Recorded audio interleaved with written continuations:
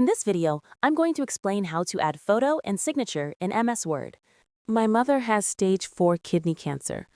I request that you subscribe to my channel and help us grow them. Thank you.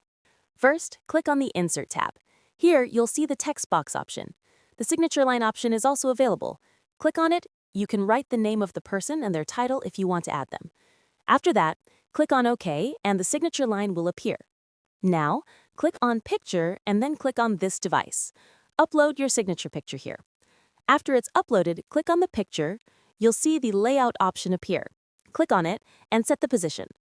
When you place the signature picture, you'll notice a white background. To fix this, you'll see the Remove Background option.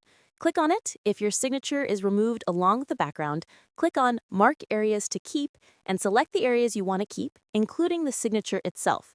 After that, click on Keep Changes, and that's it. Now just adjust the size and position, and you're done. Your signature with the picture has been added.